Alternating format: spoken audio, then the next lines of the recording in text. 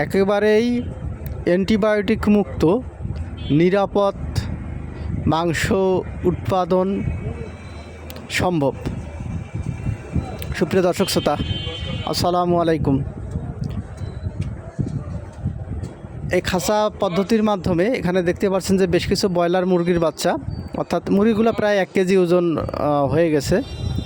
আর এই মুরগিগুলোকে যে দানাদার খাবারগুলো দেওয়া হচ্ছে তার মধ্যে হচ্ছে ভুট্টা, গম, চাল, খুদ এবং সেই সঙ্গে আছে যে ভাত দেওয়া হয় এবং সবুজ যে শাকসবজি থাকে সেই শাকসবজিগুলো দেওয়া হচ্ছে এবং কোনো অ্যান্টিবায়োটিক ব্যবহার করা হচ্ছে না। এতে কিন্তু গ্রোথ খুব ভালো আছে। মোটামুটি 1 কেজি ওজন হয়ে গেছে, আজকে বয়স 35 দিন। তো এভাবে নিরাপদ মাংস উৎপাদন করে পারিবারিক চাহিদা পূরণ করা যেতে পারে, অর্থাৎ খাঁচায় যদি পালন করা যায়। তো এদিকে আবার যে আমার গরুগুলো আছে সেগুলোর একটা আপডেট আপনাদের সঙ্গে আজকে শেয়ার করছি, যে এই গরুগুলোও আলহামদুলিল্লাহ বর্তমান খুব ভালো আছে, অর্থাৎ সুস্থ আছে। আপনারা সকলেই অবশ্যই মাশাআল্লাহ বলবেন। আর আগামীকালকে এই বাচ্চাগুলোকে হচ্ছে যে মূলত কৃমিমুক্ত করে নেওয়া হবে।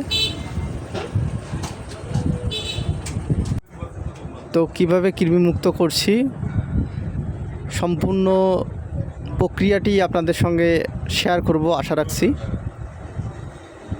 আগামী কালকে সকালবেলায় হয়তো ভোরবেলা এই বাচ্চাগুলোকে মূলত কৃমিমুক্ত করে নিব এবং গাভীটিকে তো প্রয়োজন নেই।